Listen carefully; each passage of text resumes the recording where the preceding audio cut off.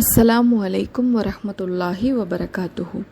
அவுது பில்லாஹி மினஷ் ஷைத்தானிர் ரஜீம். பிஸ்மில்லாஹிர் ரஹ்மானிர் ரஹீம். ரப்பி ஜித்னி இல்மா.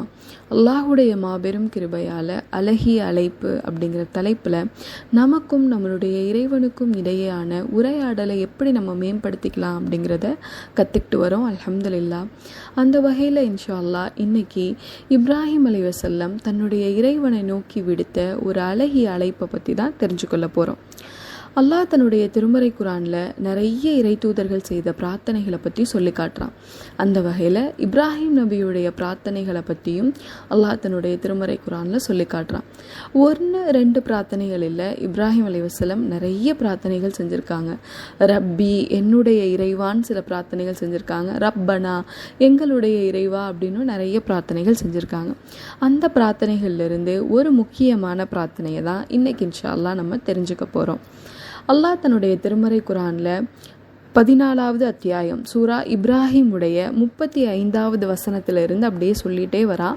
இந்த பின்னணியில் தான் இப்ராஹிம் நபி இந்த பிரார்த்தனையை செஞ்சாங்க அப்படிங்கிறத பற்றி.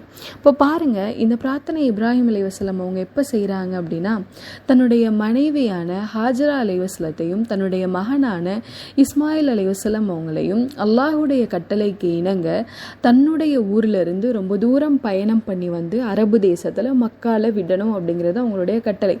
அங்கே காபா இருந்தது. முன்னாடி ஆதம் அலைஹிஸ்ஸலாம் அவங்களுடைய காலத்திலே கட்டப்பட்டு அதுக்கான அடையாளத்தோடு மட்டும் அது இருக்குது. அந்த இடத்துல தான் நீங்கள் விடணும் அப்படிங்கிற கட்டளைக்கு இணங்க இப்போ இவங்க கொண்டு வந்து விடுறாங்க. இப்போ கொண்டு வந்து விட்டுட்டு தன்னுடைய குடும்பத்தாரை திரும்பி கூட பார்க்காம இப்ராஹிம் அலைஹிஸ்ஸலாம் போகிறாங்க. இப்போ போகும்போது ஹாஜரா அலைஹிஸ்ஸலாம் தன்னுடைய கணவரை கூப்பிட்டு கேட்குறாங்க, ஏன் எங்களை இங்கே விட்டுட்டு போகிறீங்க அப்படின்னு சொல்லி. அவங்க எதுவுமே பதிலளிக்காமல் இருக்கும்போது ஹாஜரா அலைஹிஸ்ஸலாம் அடுத்து ஒரு கேள்வி கேட்குறாங்க, இது அல்லாஹுடைய கட்டளையா அப்படின்னு சொல்லி. கேட்ட உடனே இப்ராஹிம் நபி ஆமாம் அப்படின்னு சொன்னதும், அப்போ அல்லாஹ் எங்களுக்கு பொறுப்பேற்றுக் கொள்வான், எங்களுடைய பொறுப்பை இப்போ அல்லாஹுடையதுன்னு சொல்கிறாங்க. சுப்ஹானல்லாஹ். அல்லாஹ் மேலே உள்ள நம்பிக்கையும் ஈமானும் எவ்வளவு உறுதியாக இருந்தால் ஒரு பெண்ணுடைய வாயிலிருந்து இந்த வார்த்தை வெளிப்பட்டிருக்கும்.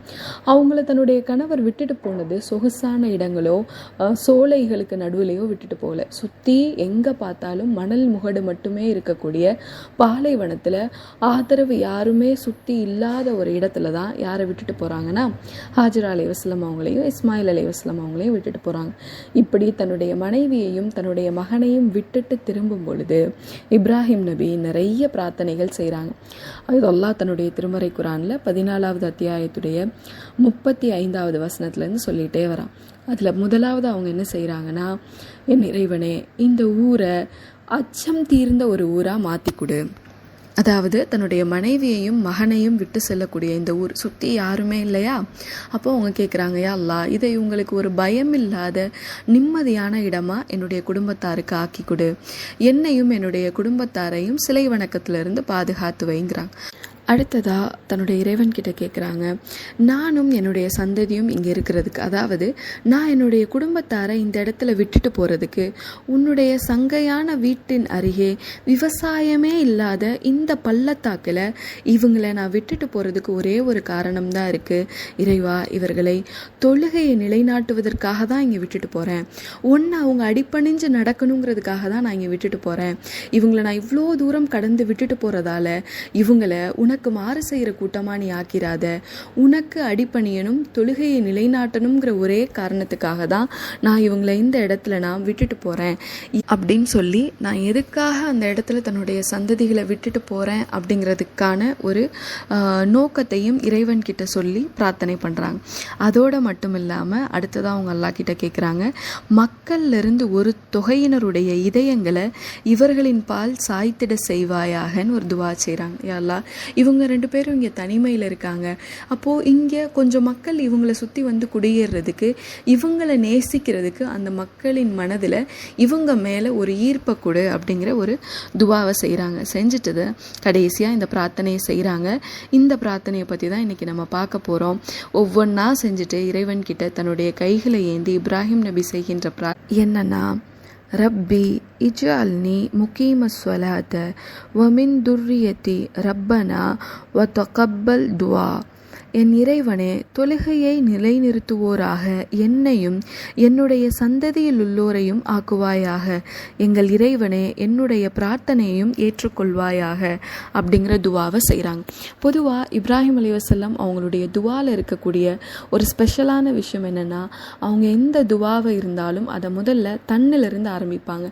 தான் ஒரு தூதர், தான் அல்லாஹ்வுடைய நண்பர் அப்படிங்கிறது எல்லாத்தையும் தாண்டி அவங்க எந்த தேவையை இறைவன் கிட்ட கேட்குறதா இருந்தாலும் எனக்கும் கொடு, என்னுடைய சந்ததிக்கும் கொடுன்னு சொல்லி கேட்குறாங்க. இப்போ அப்படிப்பட்ட ஒரு துவாவாக தான் இப்ராஹிம் நபி தன்னுடைய சந்ததியையும் தன்னையையும் தொழுகையை நிலைநிறுத்தக்கூடிய மனிதர்களாக ஆக்குன்னு சொல்லி அல்லாஹ்விடம் கேட்பதற்கு எவ்வளவோ விஷயங்கள் இருக்குதானே.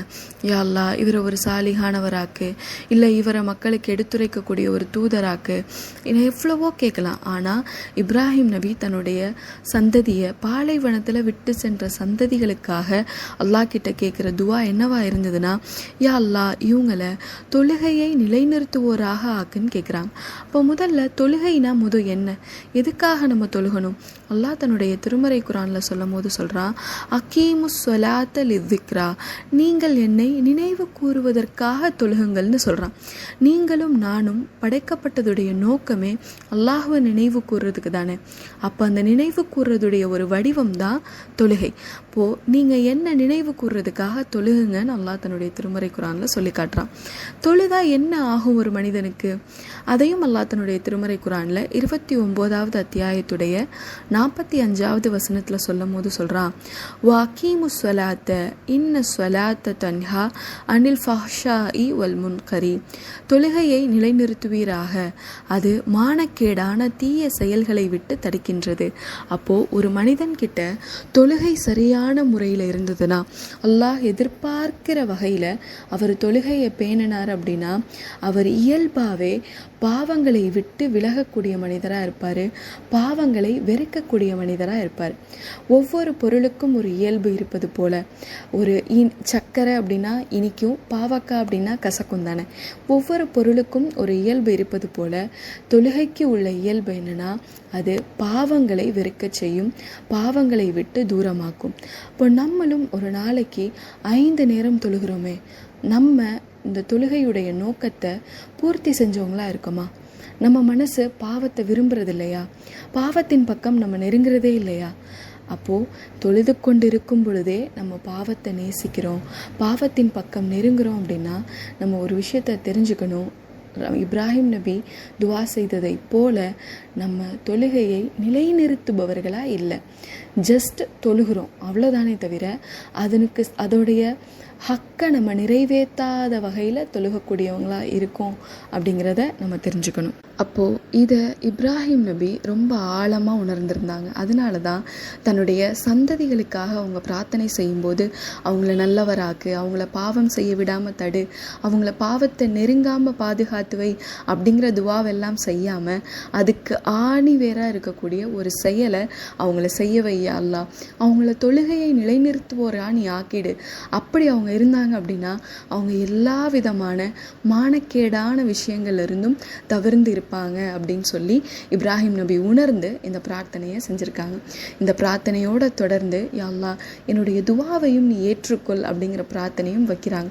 அப்போது இதனுடைய விளைவா இவங்க தன்னுடைய சந்ததிக்காக செய்த துவாவுடைய விளைவா இவங்களுக்கு என்ன அல்லாஹ் கொடுத்தான்னா, இந்த உலகத்தில் தோன்ற பெரும்பான்மையான நபிமார்கள் எல்லாருமே இப்ராஹிம் நபியுடைய சந்ததியில் வந்தவங்க தான். தொழுகையை நிலைநிறுத்திய முன்மாதிரிகள் அனைவருமே இப்ராஹிம் நபியுடைய சந்ததியிலிருந்து தான் வந்தவங்க. அதுவும் குறிப்பாக இந்த துவாவை அவங்க யாருக்காக செஞ்சாங்க? இஸ்மாயில் அலைஹிஸ்ஸலாம் அவங்கள அந்த பாலைவனத்தில் விட்டுட்டு வரும்போது செஞ்சாங்க. அப்போது இஸ்மாயில் அலைஹிஸ்ஸலாம் இந்த துவாவுடைய பிரதிபலிப்பாக வாழ்ந்திருக்கணும் தானே. அப்போது இஸ்மாயில் அலைஹிஸ்ஸலாமை பற்றி அல்லாஹ் தன்னுடைய திருமறை குரானில் சூரா மரியமுடைய 54வது வசனத்தில் சொல்லும்போது சொல்கிறான், நபியே, இவ்வேதத்தில் நேரத்தில் இஸ்மாயிலை பற்றியும் நினைவு கூறுவீராக. இஸ்மாயிலை பற்றியும் நீங்கள் தெரிஞ்சுக்கோங்கன்னு சொல்லி இஸ்மாயில் அலைஹிஸ்ஸலாம் எப்படிலாம் இருந்தாங்க அப்படின்னு சொல்லி அவங்களுக்குரிய ஒரு தன்மைகள் அல்லாஹ் சொல்கிறான். நிச்சயமாக அவர் வாக்குறுதியில் உண்மையாளராக இருந்தார். இன்னும் அவர் தூதராகவும் நபியாகவும் இருந்தார். அவர் தம் குடும்பத்தினரை தொழுகையை கடைபிடிக்கவும் ஜக்காத் கொடுத்து வரும்படியும் ஏவுபவராக இருந்தார். தம் இறைவனிடத்தில் மிகவும் விருப்பப்பட்டவராகவும் அவர் இருந்தார். சுப்ஹானல்லாஹ். இப்போ இப்ராஹிம் அலைஹிஸ்ஸலாம் அவங்க செஞ்ச பிரார்த்தனை தொழுகையே நிலைநிறுத்துபவரா ஆக்கு. அந்த பிரார்த்தனையுடைய பிரதிபலன் பாருங்க. அல்லாஹ் அவருடைய மகனை பற்றி குரான்ல சொல்லும்போது அவர்கிட்ட இருக்க சிறப்பான விஷயங்களை எடுத்து சொல்லும் பொழுதே அல்லாஹ் அதில் ஒரு விஷயத்த சொல்றான். அவர் தொழுகையை நிலைநிறுத்துபவரா இருந்தாரு. தாம் மட்டும் இல்லை, தன்னுடைய குடும்பத்தாரையும் தொழுகையை நிலைநிறுத்த செய்யக்கூடியவரா இருந்தாரு. அதனால தன்னுடைய இறைவன் கிட்ட ரொம்ப விருப்பத்திற்குரிய நபரா இருந்தாரு. நீங்களும் நானும் தொழுகையை நிலைநிறுத்தக்கூடியவர்களாக இருக்குமா? தொழுகையுடைய எல்லா சிறப்புகளுமே நமக்கு தெரியுமே. தொழுகையை நம்ம சரியாக பேணலைன்னா நாளைக்கு மறுமையில் இறை நிராகரிப்பாளர்களுடைய தலைவர்களோடு நம்ம இருப்போமே, முனாஃபிக்குடைய தலைவர்களோடு நம்ம இருப்போமே. இத்தனை விஷயங்கள் தெரிஞ்சும் உங்களையும் என்னையும் தொழுகையை பேண விடாமல் தடுக்கக்கூடிய விஷயம் எதுவாக இருக்குது? யோசிச்சு பார்க்கணும். இன்னும் நிறைய பேர் இந்த ரமலான் மாதத்திலேயே தொழுகையில் எவ்வளோ அசட்டாக இருக்காங்க. சகர வேகமாக செஞ்சுட்டு தூங்கிடுவாங்க. ஃபஜரே தொழுகாமல் 10 மணிக்கு எழுந்திருப்பாங்க. இப்போ இவங்க எல்லாரும் எப்படி தொழுகையை நிலைநிறுத்தக்கூடிய மனிதர்களாக இருக்க முடியும்? அப்போது அல்லாஹ்வுக்கு விருப்பமான ஒரு மனிதராக நானும் என்னுடைய சந்ததியும் மாறணும் அப்படின்னா அதுக்கு முதல்ல நான் தொழுகையை நிலைநிறுத்தக்கூடியவங்களாக இருக்கணும். நீங்களும் நானும் நினைக்கிறதால எந்த ஒரு அமலையும் நம்ம செஞ்சிட முடியாது. அதுக்கு அல்லாஹ்வுடைய உதவி வேணும். இப்போ முதலாவதாக தொழுகையை நிலைநிறுத்துறதுக்கு நம்ம இறைவன்கிட்ட அதிகம் பிரார்த்தனை செய்யக்கூடியவங்களாக இருக்கணும். பொதுவாக நம்ம பிள்ளைங்களை நம்ம சரியான முறையில் வளர்க்கணும்னு நம்ம நினைப்போம் தானே. எந்த தப்பும் அவங்க செஞ்சிடக்கூடாதுன்னு சொல்லி அவங்கள கண்காணிச்சுட்டே இருப்போம். நம்மளுடைய பார்வையில் படுற வரைக்கும் அவங்கள நம்ம கண்காணிப்போம். நம்மளுடைய பார்வைக்கு தூரமாக போயிட்டாங்கன்னா அவங்க என்ன செய்கிறாங்கன்னு நம்ம எப்படி அவங்கள கண்காணிக்க முடியும்? ஒருவேளை நம்ம மரணிச்சே போயிட்டோம், நம்ம மரணத்துக்கு பின்னாடி நம்ம பிள்ளைங்க இந்த உலகத்தில் எப்படி இருக்காங்க நம்மளால் எப்படி கண்காணிக்க முடியும்? அப்போது நம்ம வாழும் காலத்திலேயே நம்ம பிள்ளைகளுக்கு தொழுகையை முறையாக பேணக்கூடிய விஷயத்தை நம்ம கற்றுக் கொடுத்துட்டோம் அப்படின்னா நம்ம இருந்தாலும் சரி, நம்ம இல்லாட்டியும் சரி, நம்ம மரணிச்சு போயிருந்தாலும் சரி, நம்ம பிள்ளைங்க தவறு செய்யாதவங்களா, தவற இயல்பாகவே வெறுக்கக்கூடியவங்களா இருப்பாங்க. தொழுகையை நிலைநிறுத்துவதுடைய ஒரு முக்கிய பிரதிபலன் என்னன்னா, அந்த மனிதர் இயல்பிலேயே பாவத்தை வெறுப்பவராகவும் பாவத்தை விட்டு தூரமாக செல்லக்கூடியவராகவும் இருப்பார். எந்த ஒரு சமூகத்துக்கிட்ட தொழுகை சரியான முறையில் இல்லையோ அந்த சமூகத்துடைய மனதில் இறையச்சத்துடைய பலம் குறைஞ்சிருச்சுன்னு அர்த்தம். அல்லாஹ் மேலே உள்ள அச்சம் இல்லை. அதனால தான் அல்லாஹ்வை நினைவு கூறக்கூடிய இந்த தொழுகையை அவங்க சரியாக பேணாமல் இருக்காங்க. அகமதில் வரக்கூடிய ஒரு நபிமொழி, நபி ஸல்லல்லாஹு அலைஹி வஸல்லம் அவங்க சொல்கிறாங்க, பின்னாடி ஒரு காலம் வரும். அந்த காலத்தில் என்ன நடக்கும் அப்படின்னா, இஸ்லாத்துடைய பிடிமானங்கள், இஸ்லாத்தை தூக்கி நிறுத்தக்கூடிய பிடிமானங்கள் ஒவ்வொன்றா அருந்து விழுந்துட்டே இருக்கும். அப்போ ஒவ்வொரு பிடிமானமும் அருந்து விழும் பொழுது அதை எடுத்து சரி பண்ணணும், அதை நம்மளுடைய சமூகத்தில் திரும்ப அதை கொண்டு வரணும் அப்படிங்கிறத பற்றி இந்த மக்கள் முயற்சிக்காமல் தங்களிடம் என்ன எஞ்சி இருக்கோ அதை வச்சே திருப்தி கொண்டுட்டு இருப்பாங்களாம்.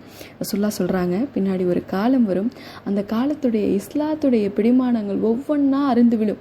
அருந்து விழக்கூடிய எந்த விஷயத்தை பற்றியும் இந்த முஹ்மீன்கள் கவலையே படாமல் என்ன அருந்து விழாமல் இருக்கோ அது மட்டும் எங்ககிட்ட இருக்கே அப்படின்னு சொல்லி திருப்தி கொண்டுட்டு இருப்பாங்க. அதில் அவங்கக்கிட்ட முதலாவது அறிந்து விழக்கூடிய விஷயம் என்ன அப்படின்னா, ஆட்சி அதிகாரம் அவர்கள்கிட்ட இருந்து அறிந்து விழப்படும்.